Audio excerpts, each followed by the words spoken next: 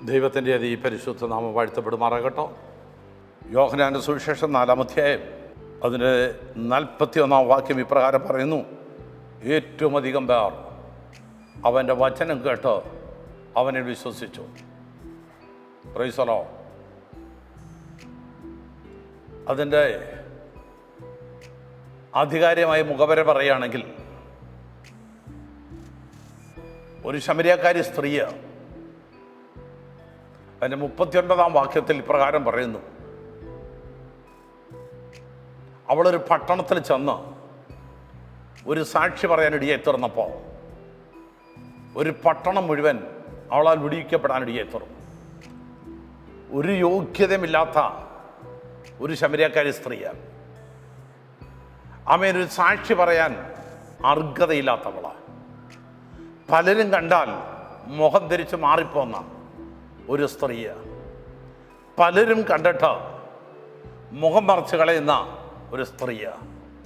പക്ഷെ ഈ സ്ത്രീ ഒരു പട്ടണത്തിൽ ചെന്ന് ഒരു സാക്ഷി പറഞ്ഞപ്പോൾ ആ പട്ടണവാസികൾ മുഴുവൻ പ്രൈസ് ഗോഡ് അവിടെ പിന്നാലെ അത് ഇറങ്ങി വരാൻ ഇടയായി തുറന്നു.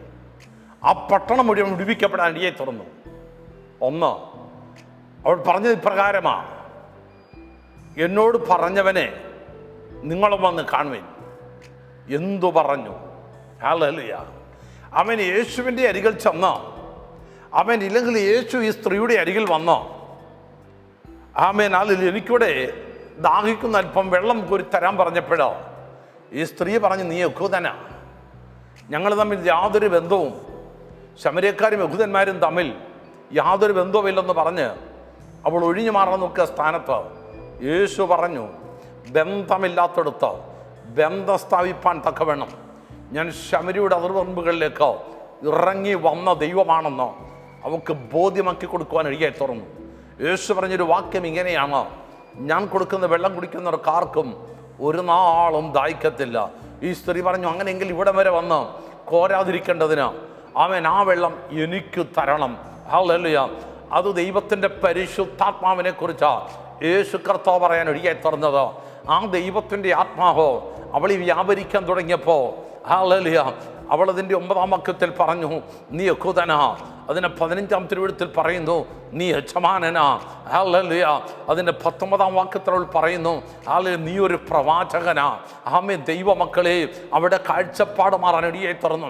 യേശുവിനെ അറിയാൻ തുടങ്ങിയപ്പോൾ ഈ സ്ത്രീയുടെ കാഴ്ചപ്പാട് മാറിയെങ്കിൽ ആമേൻ, നാം ഒക്കെ ആമേൻ കഴിഞ്ഞ കാലങ്ങളിലൊക്കെ യേശുവിനെ അറിഞ്ഞവരാ, അത് രക്ഷിക്കപ്പെട്ടവരാ, സ്നാനപ്പെട്ടവരാ, കർത്തൃമേശയിൽ പങ്കെടുക്കുന്നവരാ.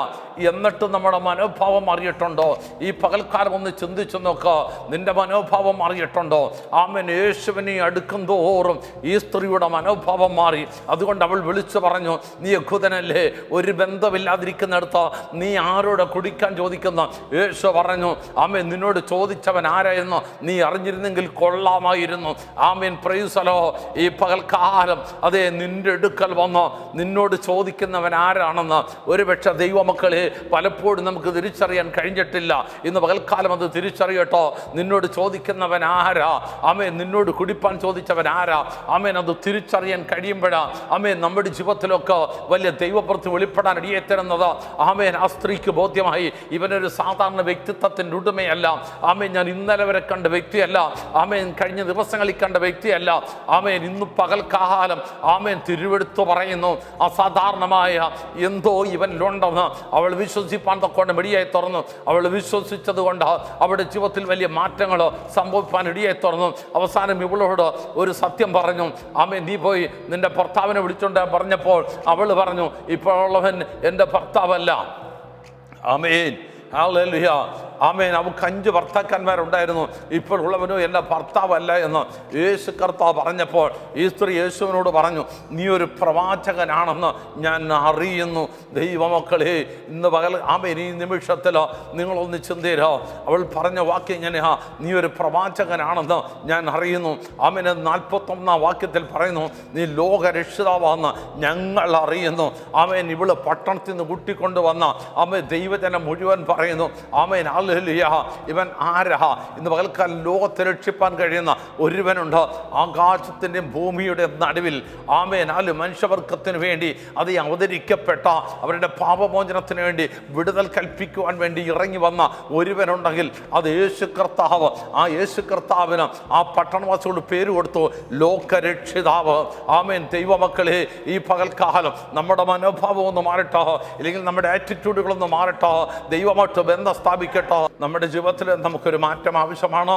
കർത്താവിനെ അറിയും തോറും നമ്മുടെ മനോഭാവം മാറി. ആമേൻ. ആ ഈ സ്ത്രീയോട് മനോഭാവം മാറിയതുപോലെ നമ്മുടെ ജീവിതത്തിൽ ആമേൻ ഹല്ലേലൂയ നമ്മൾ അറിഞ്ഞ സമയം മുതൽ ഇതുവരെയും ആമേൻ ഒറ്റ അനുഭവത്തോടെ നമ്മൾ മുന്നോട്ട് പോകുന്നത് അല്ല. നമ്മുടെ ജീവിതത്തിൽ നമുക്കൊരു മാറ്റം ആവശ്യമെന്ന് പറഞ്ഞുകൊണ്ട് ആ ദൈവകരങ്ങളിലേക്ക് നമുക്ക് ഈ ആമേൻ ഈ തിരുവചനത്തെ നമുക്ക് ഏൽപ്പിച്ചു കൊടുക്കാൻ പ്രാർത്ഥിക്കാം. സർവശക്തനായ ദൈവമേ, ഇന്ന് ആമേൻ ഈ നിമിഷത്തിൽ ഞങ്ങളെ തന്നെ ദൈവകരങ്ങളിലേക്ക് ഏൽപ്പിക്കുന്നു.